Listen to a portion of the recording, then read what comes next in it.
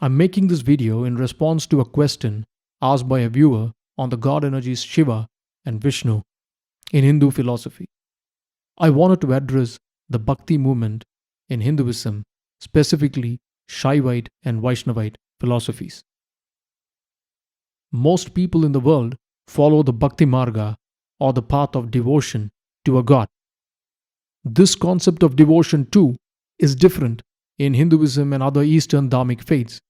In Hinduism, it is perfectly acceptable to have devotion to one manifestation of God energy and respect the other. The Bhakti movement in Hinduism gave rise to two paths: Saivism, a devotion to Shiva, and Vaishnavism, a devotion to Vishnu. Now, a few people have tried to portray this as a conflict between two different groups dedicated to Shiva and Vishnu. This is not true at all. The Puranas were and are the source material for the Bhakti movement. I wanted to show from these texts that a conflict is non-existent and completely made up. Sectarian interpretations were probably given by later proponents of the Bhakti movement, but even if we consider that, we will see that the whole conflict is non-existent. Our sources will be the Shiva Purana, which is regarded as a Saivaite text, and the Bhagavata Purana, which is a Vaishnavite text. I also wanted to show how the Bhakti movement aligns with Vedantic ideals and all the other ancient philosophies we discuss here. Please do listen to the end. Of course, the Shiva Purana has more verses praising Shiva, and the Bhagavata Purana praises Vishnu. But there is no conflict between the manifestations, and the books never insult or diminish the importance of the other. Let us look at the Shiva Purana to see what it says about the divinity of Mahavishnu. In the Rudra Samhita, in chapter 10 of the Srishtikanda, Shiva, the manifestation of the Brahman, says to Vishnu, "If any devotee of Rudra were to censure you, he will have all his merits reduced to ashes quickly." He continues, "O Vishnu, the most excellent of all persons, by hating you, he will certainly fall into hell. That is my directive.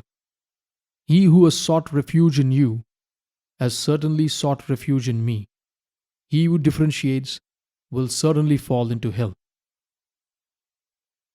Again, Shiva says, "If any devotee of Rudra were to censure you, he will have all his merits reduced to ashes quickly." This concept of hell in the Eastern Dharmic faiths is slightly different, and we'll touch upon it later. In chapter 43 of the Satikanda, Shiva says, "He attains peace who does not see any difference among the three deities who constitute the soul of all living beings and who have the same innate property.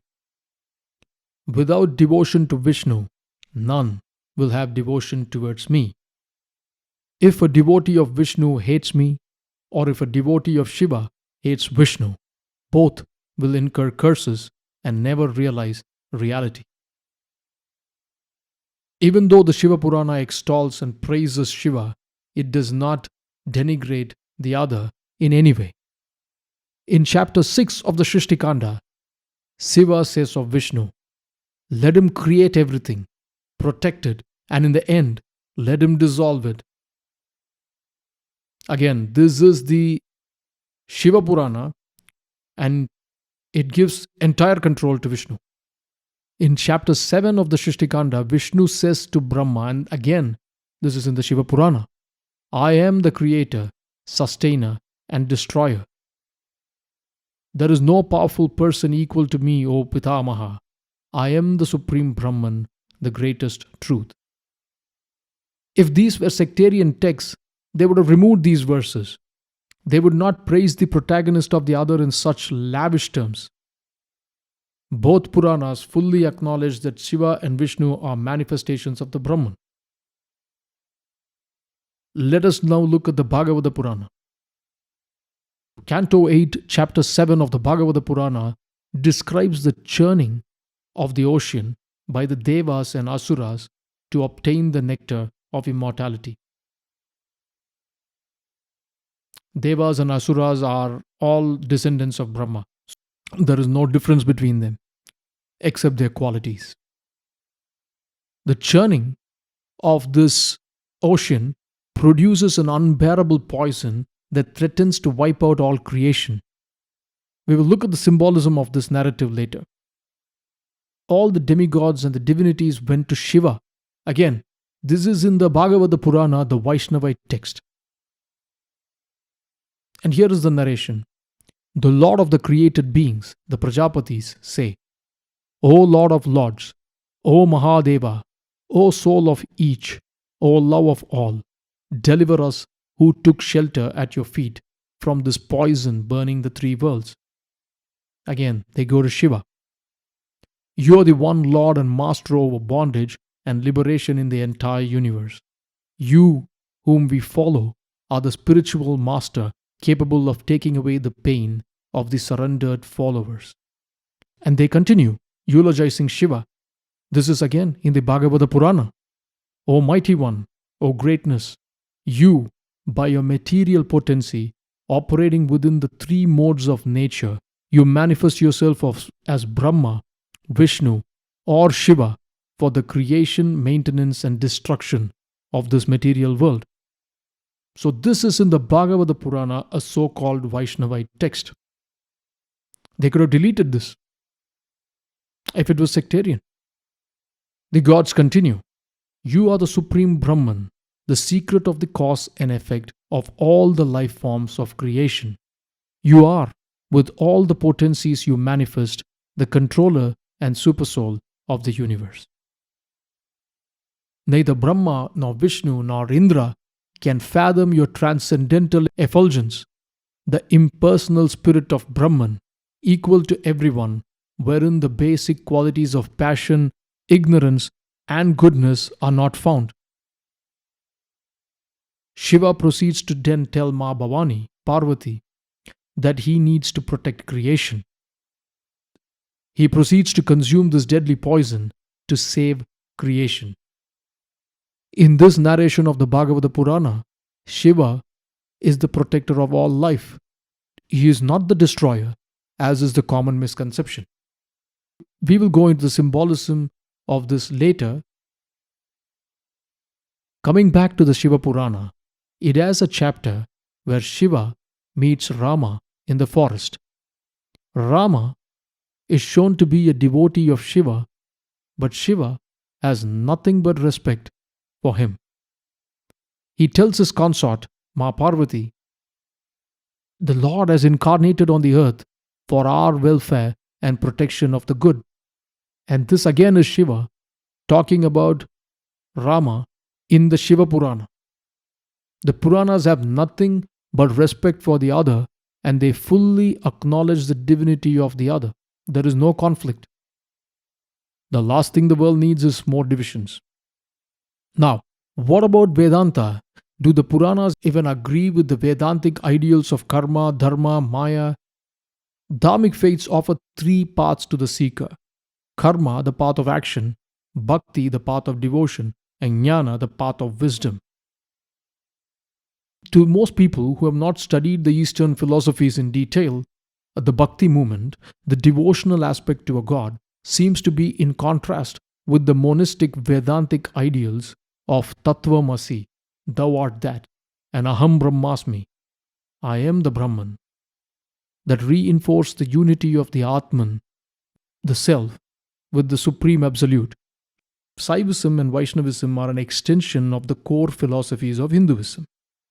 They believe in the existence of the Atman, its connection to the Supreme Absolute, the Brahman, and the fact that an attachment to the material world, Maya, will cause the Atman to progress through various cycles of birth and death.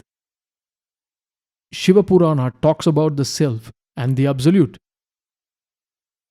Shiva actually says this. In that Supreme Soul, universal God, which is the pure self, the Brahman and the Atman, the ignorant sees different living beings, Brahman, Ishvara, etc. It clearly says any distinction, even if it is for the sake of God, even if it is calling that by different names, That is ignorance. It continues. Even as an ordinary man does not consider his head, hands, and other limbs as separate from his own self, so also my followers do not feel separatedness about the living beings. In fact, the Shiva Purana says persons who have realized Brahman through pure learning need not perform any rite. They are freed from happiness or misery, virtue or evil, sacrifice or chanting, meditation or rules regarding the same. In my mind, the most important statement of the Shiva Purana is this: when differentiation ceases, the misery of mutually clashing opposites vanish. He who is free from the tangle of opposites and the miseries attendant on them assumes the form of Shiva. The Bhagavata Purana also has several narrations dedicated to karma, the cycle of birth and death, and so on. We will look into it in detail in another video. So again, Saivism and Vaishnavism are a core part of the Dharmic philosophy. They are not separate faiths. They are an extension of the Vedantic path of Bhakti and not separate from each other. They are not divergent in their views at all, at least in a way that has no impact on the lay practitioners. Nor do they denigrate the other philosophy. Together, these philosophies constitute what we know as Hinduism. As always, the known is a drop and the unknown is an ocean. Peace.